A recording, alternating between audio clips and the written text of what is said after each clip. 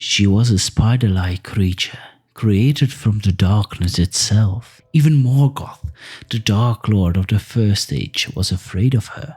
Her name is still remembered through the ages, long after she died.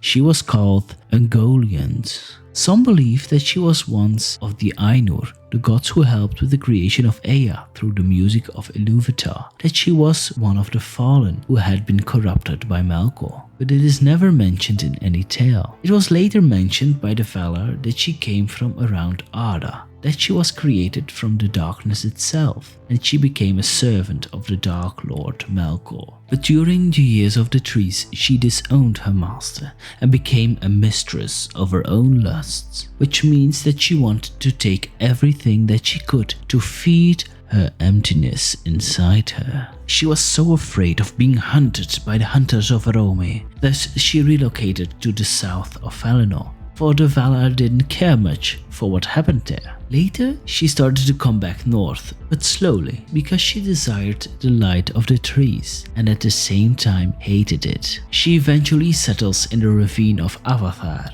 where she took the shape of a monstrous spider.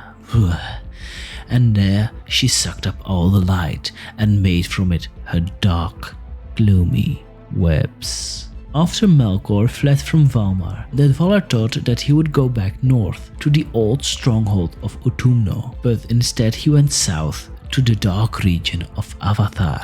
There he put up again his form of the Dark Tyrant, like he used to in his fortress of Utumno, and sought for Ungoliant, for he needed her help. Since then, his form stayed this way until the end of times. There in Avatar they plotted their revenge, but Ungoliant was first against it, for she feared the powerful lords who lived there in Valinor. But Melkor said to her, "Do as I bid. And if thou hunger when all is done, then I will give thee whatsoever thy lust may demand." And Ungoliant agreed to this. They started their plan, and Ungoliant wove a cloak of darkness, an unlight. It looked like the void.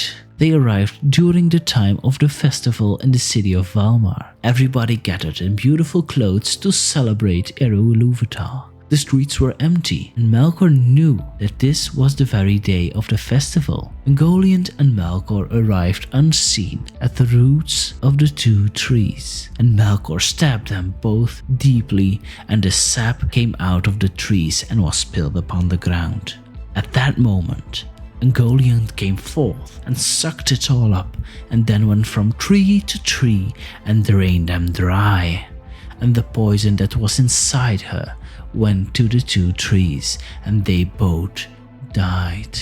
After that, she went to the wells of Valinor and drained them so fast that Melkor himself started to get afraid. And so the darkening came over Valinor, and the light was all gone. After this, they fled north with great success, and there in the north he went to the Noldor stronghold of Formenos, where the Silmarils lay in an iron vault. There was Finwë, High King of the Noldor and father of Fëanor, trying to defend the treasures his son has created, but Melkor killed him instead. They took the Silmarils and the other jewels. After this, they fled north through the Helcaraxë, a place full of ice that connects Middle-earth to the land of Aman. They drew nearer to Angband, another fortress of Melkor, or from this point on, he was called Morgoth, since he killed Finwë. Fëanor, his son, cursed him with the name of Morgoth. Morgoth tried to get rid of Ungoliant, but she stayed with him, demanding to fulfill his promise, for her hunger was still not fulfilled. Thus Morgoth gave her all the jewels, except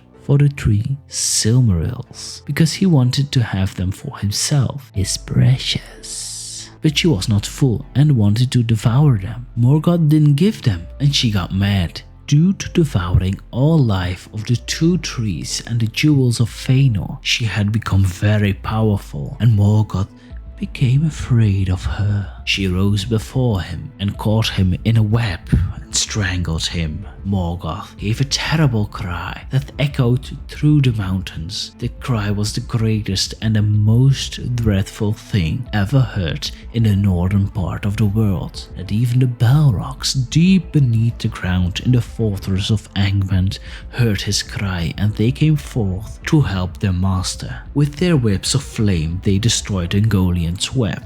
She has fled to the mountains of Eret Gorgoroth, and there she mated with other creatures of spider form and devoured them. One of her children you definitely know, for she sung Frodo in Mordor. Her name is Shelob.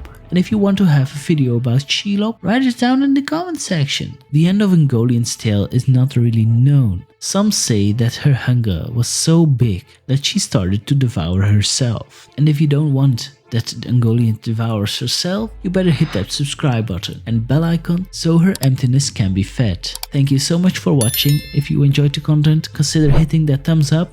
And this is our second video in this Halloween month, and if you missed the first one, it's about a servant of the Dark Lord Sauron, and he has a huge smile on his face. For such a cute smile, you can't do anything than clicking this video, so you enjoy the video. Thank you for watching, bye bye.